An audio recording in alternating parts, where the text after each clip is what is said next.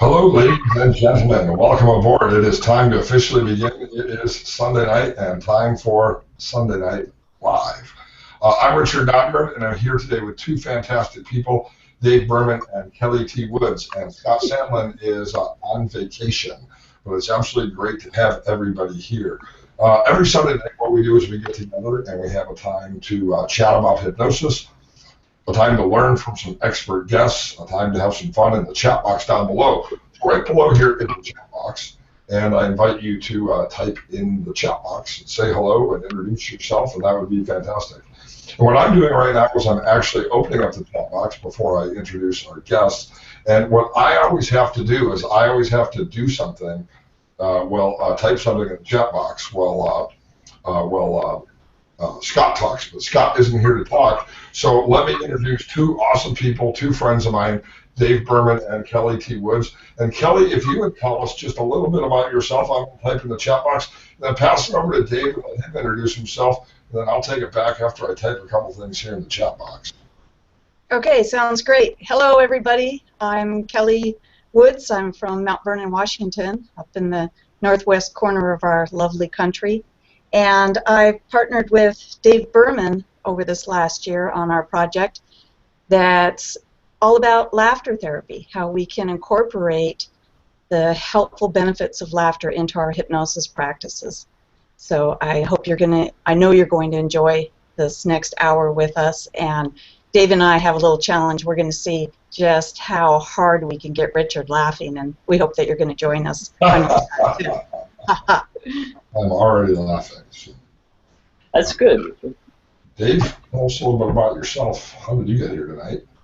Well, I am a hypnotherapist just like Kelly and you, and I've also been doing laughter yoga for about 6 years, and this is something that's being done in over 100 countries, and it's basically laughter as a form of gentle cardio exercise. It's laughter on purpose. We call it unconditional laughter as a way to separate it from conditional laughter, which is what we do typically when something's funny and makes us laugh. But in laughter yoga, we laugh on purpose just because we know that it feels good and it's good for us. There's a lot of health benefits, and that's what our book is about. The mind-body mechanisms that give these health benefits to us when we laugh on purpose, when we laugh unconditionally.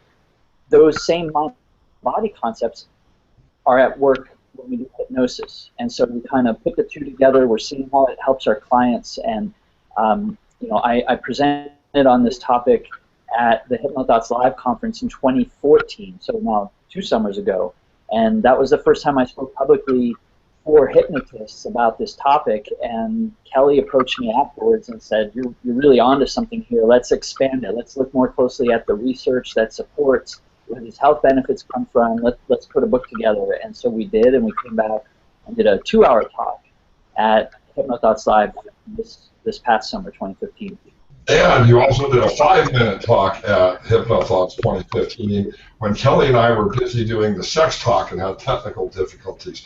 But I want to start kind of at the beginning, because you guys are great. The book is fantastic. You know, a lot of people give me copies of their book. Just last week, somebody handed me this book. And some books are better than others. And I thought your book was great. So what I wanted to do tonight is really share some of that content from the book, and also we always have a guest guide us through a hypnosis process. But tonight you're actually doing something special and guide us through a hypnotic yoga laughter process. Am I right? Do we get to look forward to that?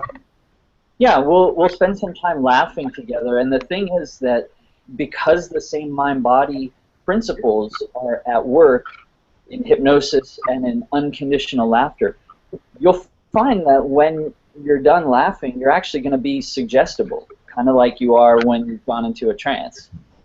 Very good. Yeah. Very, very good. So let me go back to the beginning, because I'm kind of a novice with the whole laughter thing. I mean, I love to laugh. I just, last night had this desire to go to the comedy club. You know, people pay good money to laugh. It costs like $12 to get in. So people are looking for laughter. And as you said, it's a great trance entry point. And as a hypnotist, a lot of people say to me, the number one fear they have, new hypnotists, what if somebody laughs at me when I'm doing a cerebellum butterfly speed trance induction? Or what if somebody laughs if I am doing a regular classic, PMR induction or something else. And I always say to my clients when they laugh, hey, laughter is the best medicine. It actually helps you relax further. So that's great. If you want to smile, if you want to laugh during your session, feel free to, because it'll feel fantastic. Kelly, am I onto something there with that suggestion? Absolutely, Richard. And when that happens, I'm delighted. I love it when a client starts giggling or smiling when I'm doing an induction with them, because it shows me that things are improving. And of course, that's our goal, is to help our clients feel better.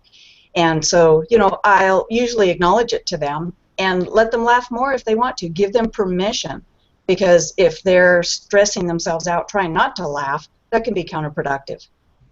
Sure, absolutely. Now, what we have going on here tonight is it is Sunday Live. Every Sunday we get together, a chance to chat with some experts, a chance to get together and share ideas. There's a chat room down below, so if you're not in the chat room, feel free to join us in the chat room, because it's always awesome to have people ask questions. And you can feel free to ask Dave or Kelly or even me a question, or somebody else in the chat room if you want to.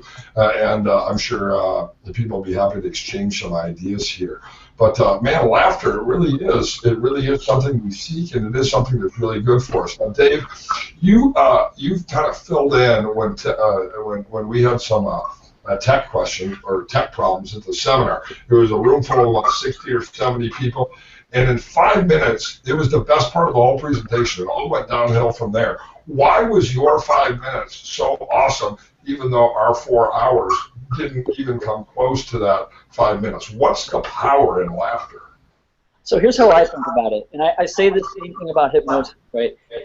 When we're using the mind-body connection, that's something that is 100% dependable. It's always on. You can't turn it off. You can't opt out of it. It works the same way 24/7, 365, all around the planet for all human beings. It's the mind-body connection. And so these things that we've learned about the mind-body connection in hypnosis apply in laughter too. So when we're laughing, our brain is producing what we call happy hormones: dopamine, oxytocin, serotonin, endorphins. So we're going to get a boost to our mood. We're going to find that our immune system is strengthened, our circulation improves, our tolerance for pain goes up, and our cortisol level drops, which means our stress goes down too. And there's just kind of a starting point. There's obviously even more that happens to our bodies when we laugh.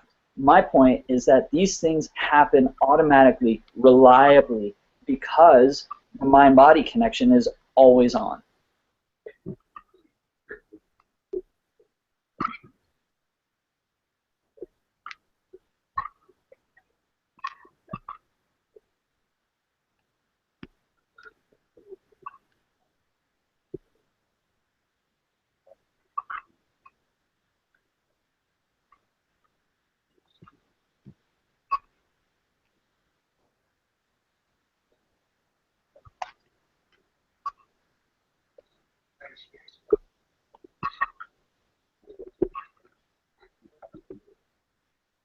Well, that's where we're coming from. I mean, we see that this form of gentle exercise that's called laughter yoga, which started in India 20 years ago with a cardiologist who was really testing the premise, laughter is the best medicine. Now it's done in over 100 countries. There's more than 10,000 free laughter clubs all over the world. And we do this, laugh on purpose, because we can count on it making us feel good.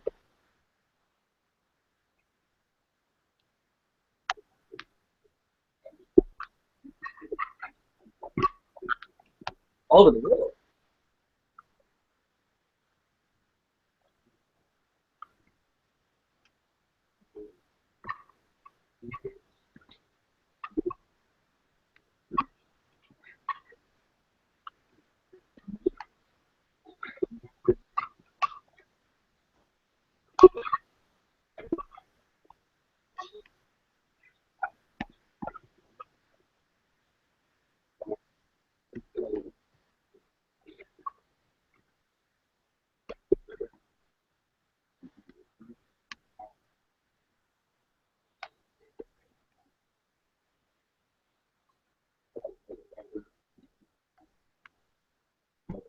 I still hear you.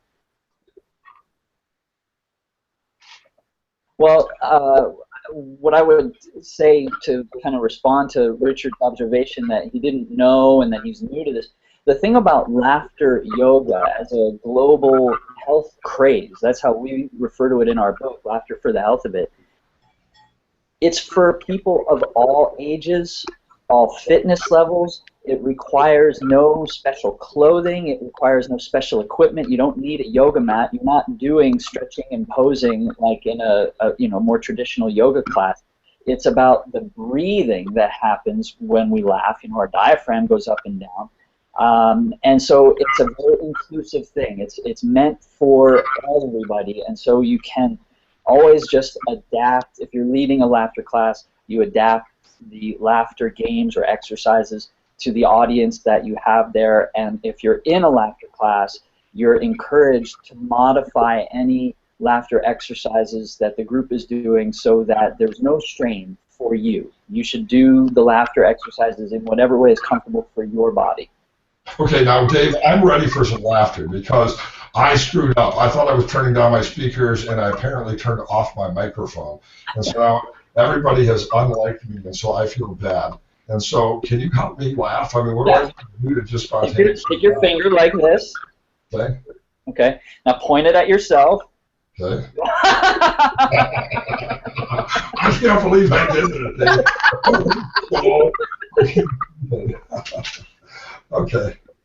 Thank you very much. I feel better because now they're not laughing at me. Now they're laughing with me. So everybody do that. Take your finger out. That feels pretty good. Instead of laughing at me, I want you to laugh with me. Take your finger and point it at yourself and laugh. Go ahead, right there where you are in that chair.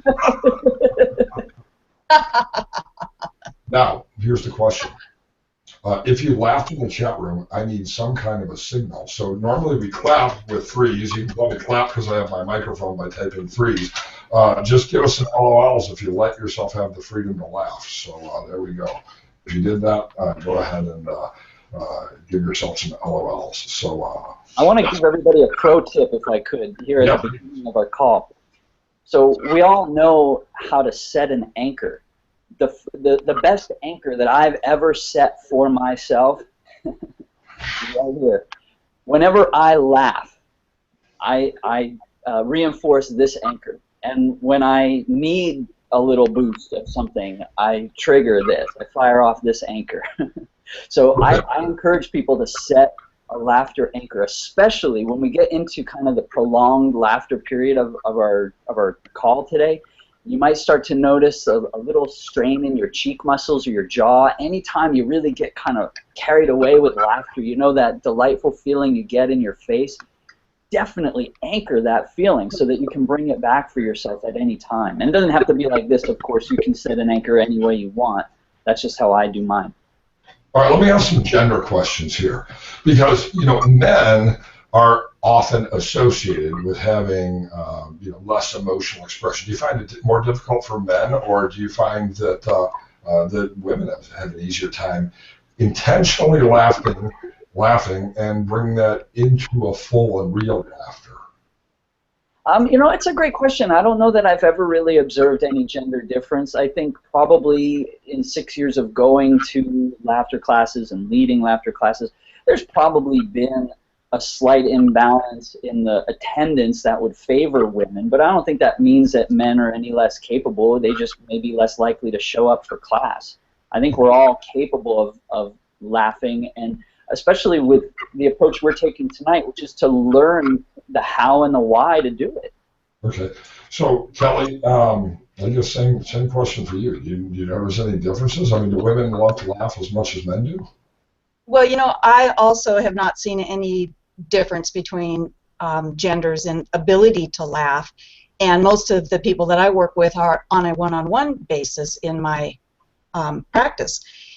Sometimes a lot of people are reluctant to. They've been so entrenched in some of their chronic issues that they have actually forgotten how to laugh. And so one of the best things that we can do is reintroduce them not only to laughter, but bringing in a sense of play and fun into their lives again. And this has such a phenomenal effect. Dave and I were talking recently. He had mentioned to me that he found that it's gotten easier and easier for him to just laugh spontaneously. And again, we're talking about laughing for no other reason except that it feels good and that it is good for us, for our health. You know, now I'm going to make that observation, Dave, because I've known you, I don't know, probably 5 years, and the reality is you are a lot happier, and you laugh a lot more, and you have a bigger smile now than. I mean, it's like true emo quit. You get better and better each and every day in each and every way. Do you think that assessment of you is correct, or is that just yeah? No, I definitely. I made a similar observation a couple of days ago. I posted this on Facebook. I've been doing a lot of work to promote the book and set up, interviews and reviews, and so I've been just thinking about laughter and talking about laughter, and it's been on my mind a lot, and it's keeping my attention focused on what laughter has done for me, and I'm noticing that just that is keeping my sort of set point for my mood at a much higher level. It's amazing. Now, Dave and Kelly did write a book, and it's excellent. They gave me a copy, and there's a link actually above. And catch this: the paperback's about $23 on Amazon, but you can actually get the ebook right above for $9.50, which saves you 45 cents off the Amazon price, and the money goes directly into Kelly and Dave's pocket instead of into Jeff Bezos' pocket. So there's actually a link right there above if you want the book. But the book is great. So how about this? I have another request here. Can you do me in the chat room the whole favor? We want to see laughter in action, not just us, but can you show us, Dave, a demonstration of you laughing? Let's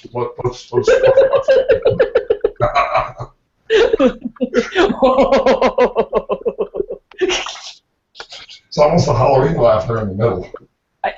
I started using an app last week called Periscope. I don't know if you're familiar with it. It's a way to broadcast, audio and video in real time to a live audience, and then the broadcast gets archived only for 24 hours. And so I started doing a laughter Periscope broadcast. I got an old phone, and so there's some tech problems with it. I don't know if I'm going to keep doing it right now, but during one of those broadcasts that I did last week, I challenged myself to see how many different laughs I could do in 60 seconds, and I got 15 laughs, 15 different distinct laughs in 60 seconds. It's no problem. I mean, like, you put me on the spot a second ago. Nope. You said 15 distinct laughs in 60 seconds. That's what you said, correct? Well, that's what I did the other day. Okay. I'm going to time you. We're going for 16. Are you ready? Wait, hold on. I'm the timekeeper here, so this one doesn't count. We got to wait till it hits the bottom of the clock here. I'm using an official Swiss chronometer, so this is a true 60 seconds, 16 laughs, and Kelly, feel free to join in. Go. 1, 2, 3, 4, 5, 6, 7, 8, 9, 10, 11. I kind of need a list to remind me of what I haven't done yet. 12. Is that not convincing enough? That's 12. You got 25 more seconds. Here's my favorite one. My favorite one. Listen closely. Okay. That's pretty good. There you go. All right, yeah, that's. I think we're up to 15. So we got 9 seconds to get one more you've never done. Come on, Dave, you can do it.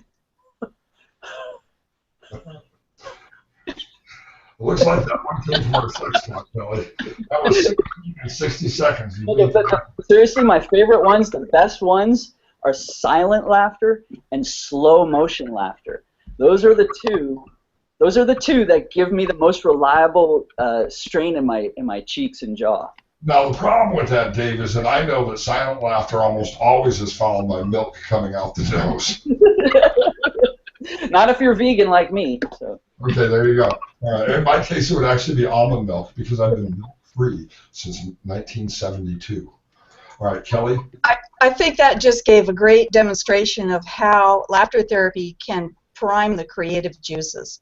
You're not limited to just your standard laugh. In fact, finding your laughter identity can be a really cool thing. We can challenge each other. Now, you know that I work with a lot of children, and sometimes Some of them have had chronic issues for years, and there's a pretty heavy atmosphere in the whole family. So introducing the idea of family laughter nights has been phenomenal, and the families will challenge each other to come up with new ways to laugh. One of my clients recently was trying to find some new ways, and he was playing with animal sounds, and so I taught him this one, which he really liked.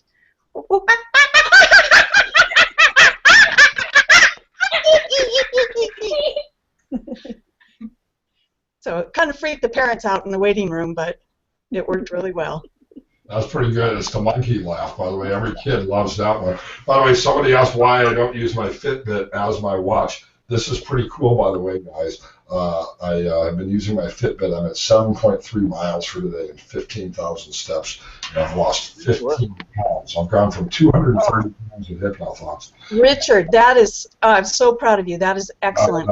214.2. So I got to give a big credit to the Fitbit and a big credit to Dave Berman's vegan diet, although I had some fish tonight. Fantastic. And if you want to add another element, you want to get an internal massage while you're out for your walk, this is what I did last night. I took a walk in my neighborhood, and I live in kind of a rural area, and it was not quite dark out, but the sun had set, and so I was laughing out loud, all kinds of different tones, and at one point I kind of did a howling laugh. And yes, the coyotes in the nearby hills started to answer me.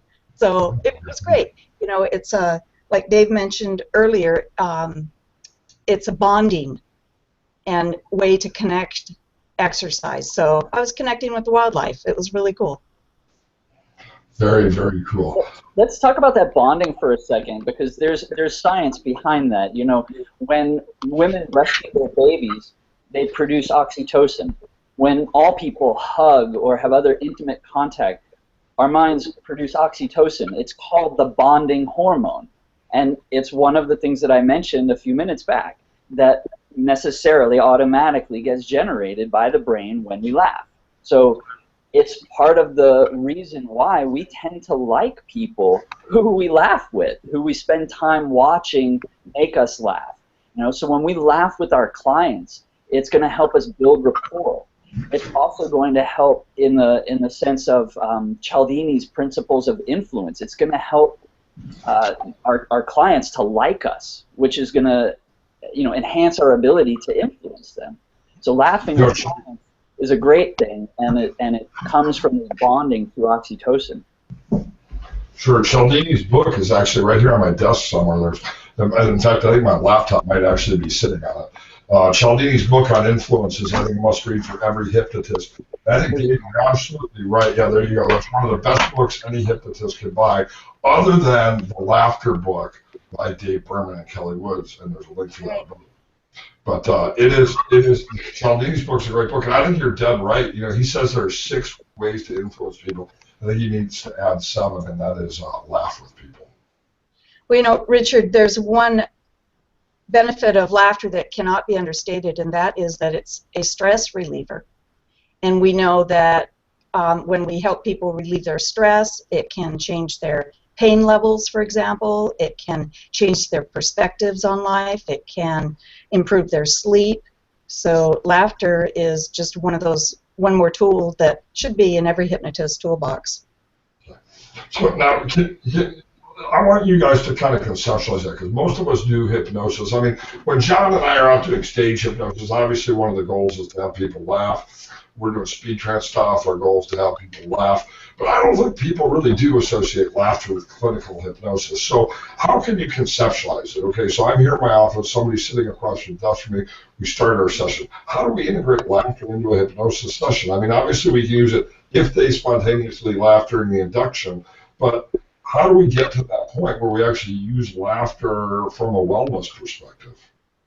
Well, we'll back up for a second, because the examples that you gave, like when you're doing a stage show, you're being funny and humorous, and so that's conditional laughter.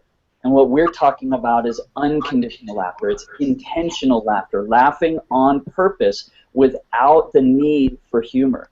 And so just as we build expectation for an induction or a deepener, a convincer, we need to set the stage similarly and educate people about the changes that occur in their body when they laugh.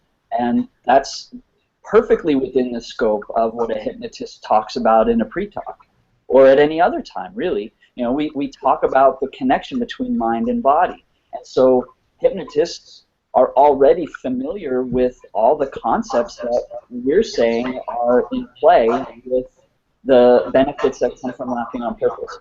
You know, I think that's the key distinction that you know, I kind of wasn't really aware of till right now either, and that is that the whole purpose of this is intentional laughter, not conditional upon something humorous or thinking of a funny thought. It's almost, I see it almost as a sort of another way of doing autogenic training or progressive muscle relaxation. Yeah. You're skill training. Okay, you're conditioning a person to be able to access that resource state of laughter at any point, you know, in a future, you know, at any time in the future they find that useful then. Yes. That's a great point, Richard. And just like some of those other tools like autogenic training, we want to make sure that people utilize laughter several times a day. Lots of times they laugh. When should I do this? How often shall I do this? And of course, the answer is whenever you want to, but there are some times that it would be a great idea to use laughter to stay ahead of the stress, to stay ahead of tension or pain levels. Right. All right, now Kelly, we saw Dave give us some examples of spontaneous laughter. Can we put you on the spot and can you share like how you? Yeah. You bet. Well, actually, you know, one of the applications of laughter that I came up with during the last year or so, since I was originally introduced to this idea by Dave, is what I call tap and laugh. And most of the people here are probably familiar with EFT. Exactly. And so that's a great way to introduce people to EFT, or if you have a client that perhaps won't be quite as comfortable with the whole process, you can just hijack it with laughter. And it's just a matter of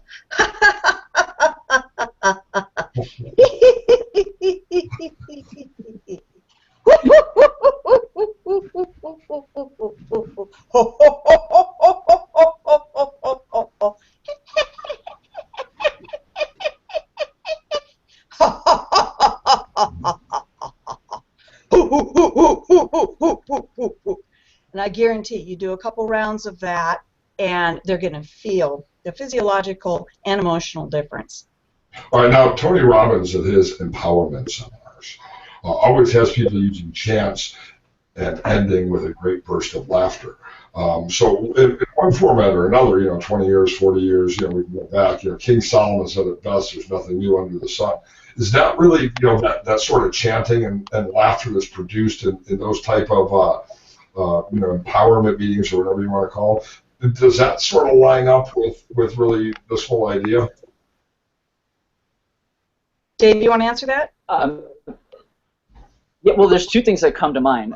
First of all, going back to Kelly's EFT laughter combination, I love that because it takes away from the client the need to try to remember, well, what do you say when you tap here, and what do you say when you tap here? It doesn't matter.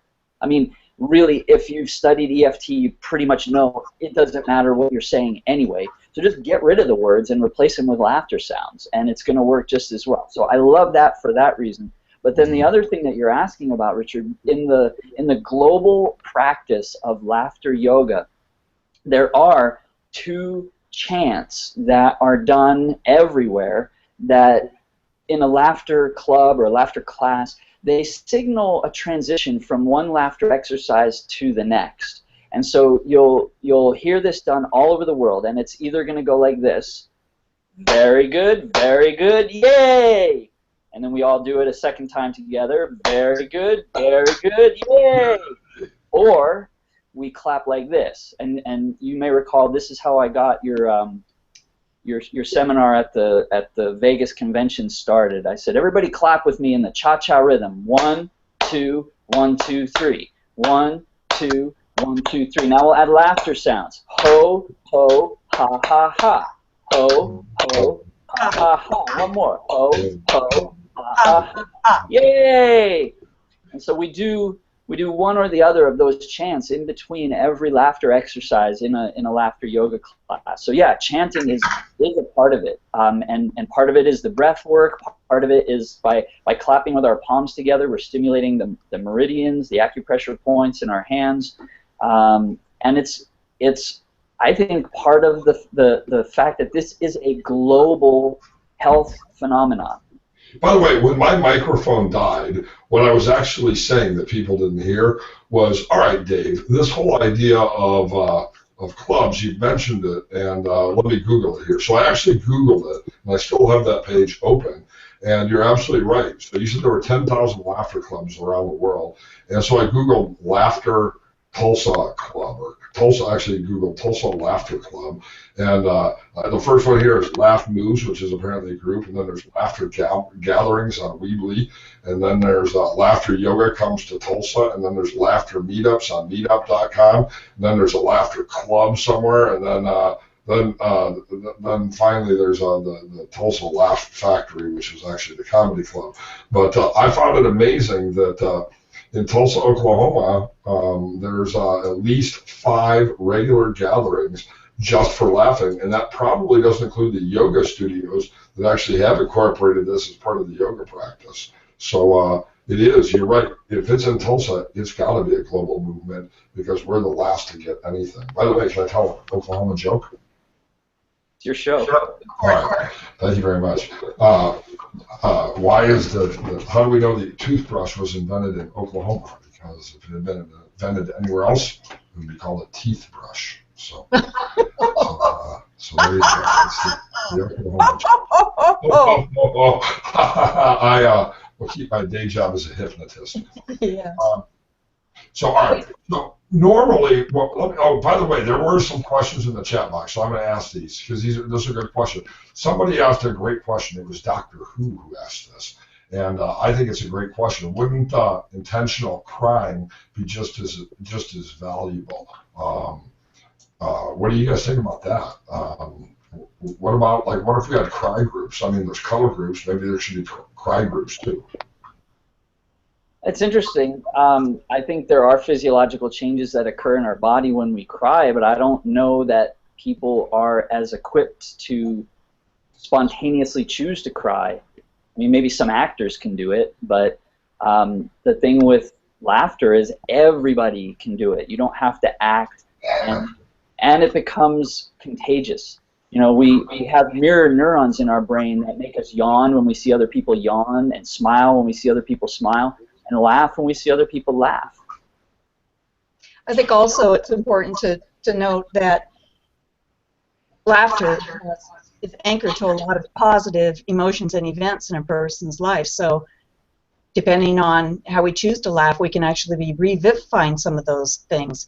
You know, most of us have experienced one of those giggle fits where you are laughing for no reason and you can't stop. Maybe it was with a sibling or a best friend or other family member. And so if we can elicit that for a person, they can revivify that and re-experience some of those positive moments. Now, I Googled Tulsa Cry Club, and you guys will find this funny and probably give out a big giant laugh. So I Googled Tulsa Cry Club, and the top couple entries are CrossFit. Yeah. So there you go. CrossFit will make you cry, apparently. So if you're looking for a cry club, join a CrossFit club. So, all right. So every Sunday night we get together and talk about hypnosis, interview some experts, some awesome things. By the way, coming up, we have Scott and I have planned a couple different things. Last week, I don't know why my Seattle buddies were keeping R.J. Banks a secret from me, but R.J. Banks is one of the happiest, laughiest, nicest guys I've ever met in the world. And he wrote a book called The Power of I Am and the Law of Attraction. Catch this, he wrote this about 3 years ago, and then he got a brain tumor, had surgery, and went blind. And so I met him just a couple of weeks ago. And the guy was incredible. He gave me a copy of his book, and he's actually living what he teaches.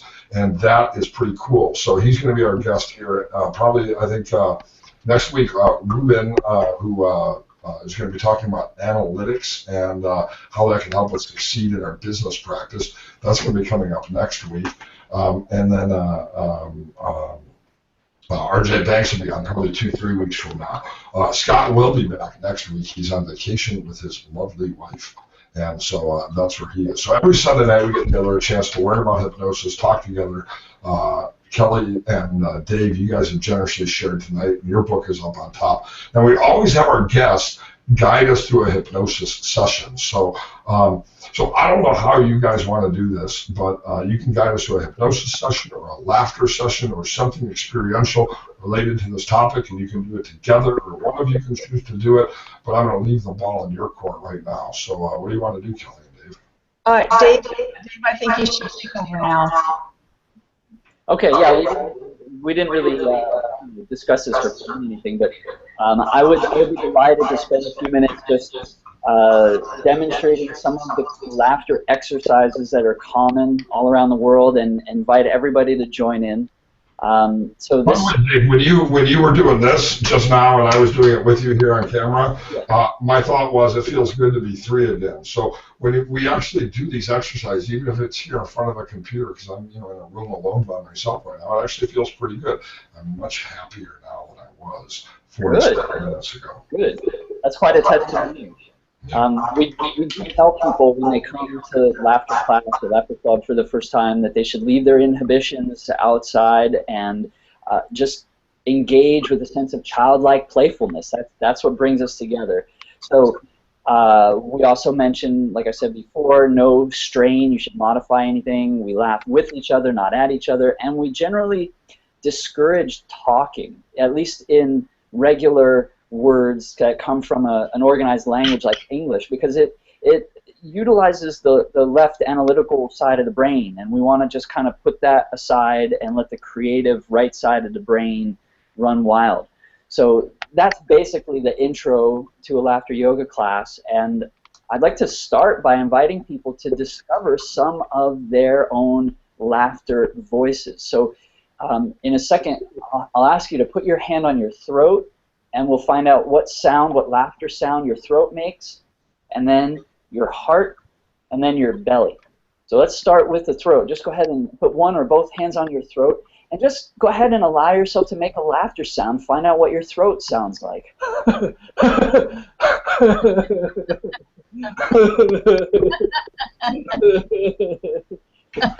And now feel it in your heart.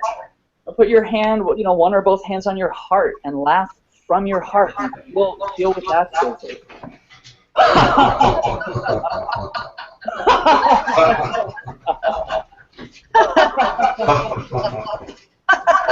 And now your belly, and notice what happens to your diaphragm. Pay attention to your breath, like we would in an induction for hypnosis or a mindfulness practice. Notice your breathing as you put your hands on your belly and laugh from your stomach now.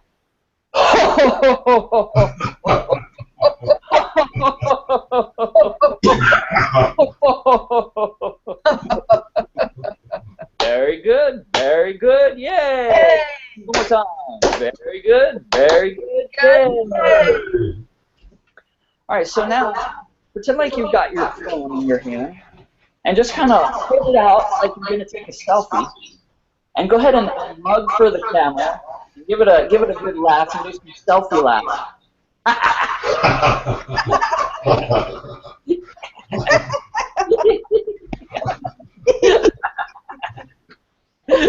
Very good, very good, yay!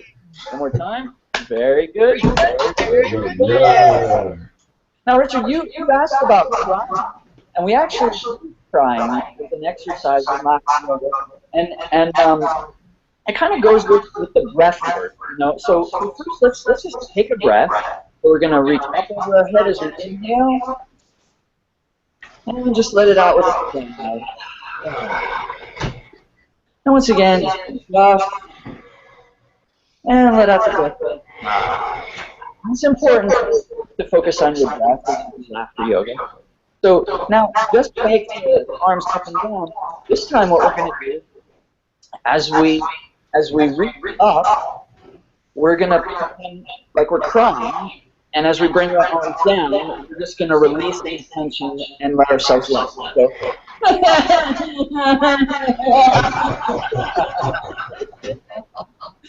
one more time.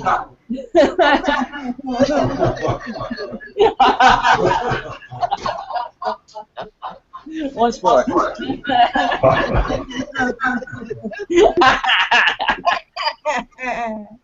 Ho, ho, ha, ha, ha.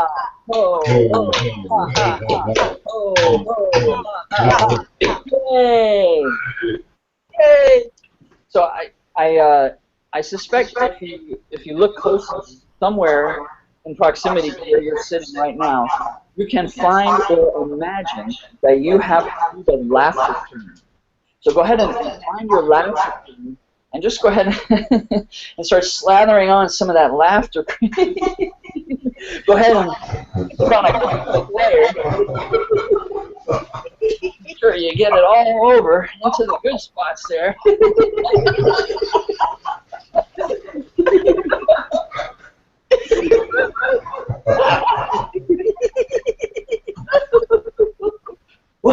Yeah. Very good, very good. So there's some laughter exercises that come really directly from the culture in India where the laughter yoga movement was born. So I wanna introduce a couple of those. One is called tak chum, and it's supposed to be like how you churn butter. So I want to make sure my arms are both on the camera here. They go like this. Tak, tak, tak,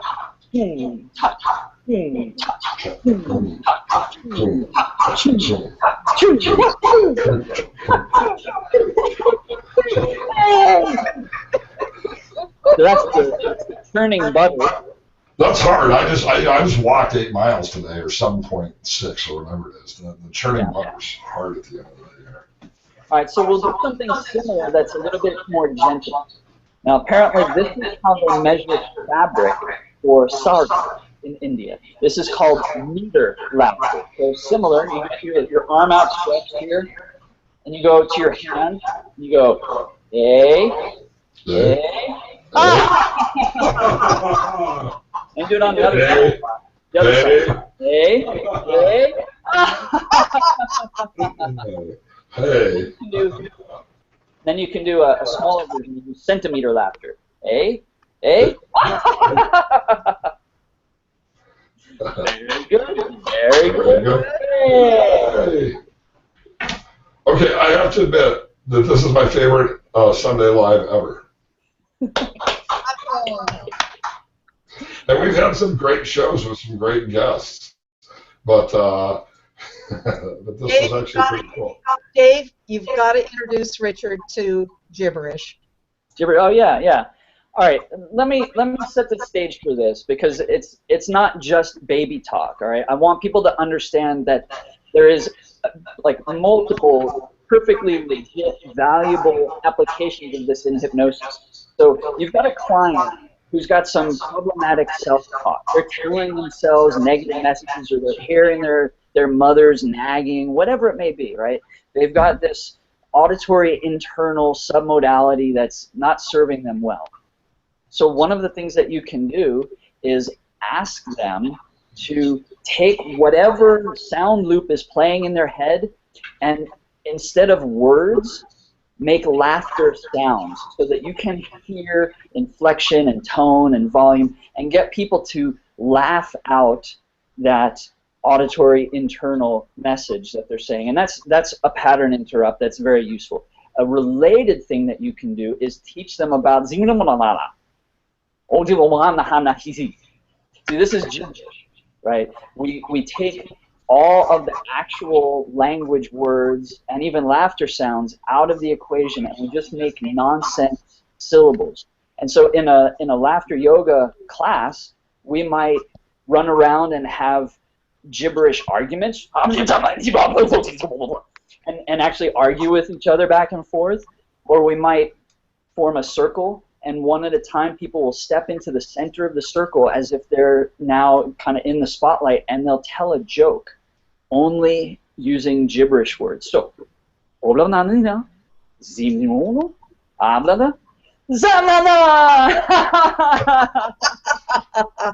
right? So we've got these multiple ways that we use, and there's more. There's multiple ways that we use gibberish in a laughter yoga class, but we can easily fit it into working with clients when their auditory internal does not serve them well.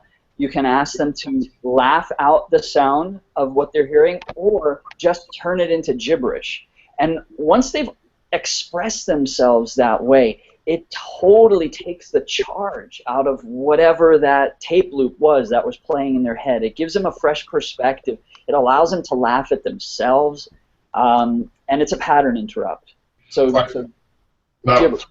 well, you just this gibberish. That thank you, Kelly, for having him introduce us to this idea. Because we could do an hour show now just on that. We're not going to, but we could. Stage hypnotists, what they do is they demonstrate hypnotic phenomena in a way that's entertaining or interesting. And I've always said that any phenomena that can be used in a stage hypnosis show can be used in the office as well. So people are saying, how can this gibberish? I mean, do you really? How do you learn gibberish? Okay, but here's the deal. In stage hypnosis, one of the classic skits, you've seen this for 40 years, is the stage hypnotist will say, the person I'm touching now, you're from Mars. You only speak Martian. But we're lucky because we happen to have a person here who can translate Martian. So the person I'm touching now, you understand both English and Martian. And, only those two people come up and we'll have a conversation in Martian that's translated, and it always works. The bit always works. People are always able to speak in Martian. They're always able. Terry Stokes does a bit where they speak Chinese. They always speak Chinese, even if they're from Oklahoma. It always works every time. So it seems like we have this internal ability to take words which have meaning and create sounds in a meaningful way relatively easily, even though it sounds like something that's pretty difficult. Yeah, it comes naturally. I mean, I think, like with many other aspects of this, there's a need to kind of let the inhibition down, or in hypnosis parlance, we might say get past the critical faculty. I mean, once that's down, you're less inhibited. I like to laugh at that too, so that was good. Critical factor. Can you imagine taking a client to a laughing planet? I've done it, There you and go. that's quite a journey. Sounds a little bit like Bill Maher and the Amazon women of the avocado jungle planet. Well, we can do it that flavor too. Yeah, there you go. All right, so every Sunday night we get together, we interview some awesome people. Tonight was the best ever. Kelly and Dave, I want to thank you for your time and for doing these demonstrations with us. In the chat box below, you can LOL if you want to tonight, or you can type your threes to give Dave and Kelly a round of applause. You can get a copy of their book above. And if you want a preview of RJ Banks, she'll be on here in about 3 or 4 weeks. You can access his affirmation MP3 as well up top. You guys have been great. Dave, I want to say thank you. You're welcome. Thank you for having us on. Kelly Woods, thank you as usual for being awesome as usual. Thank you so much. Thanks, Dave. Thank you. And everybody who's participated tonight, I really appreciate you being here and the time that you spent with us. So Scott and I look forward to seeing you next week.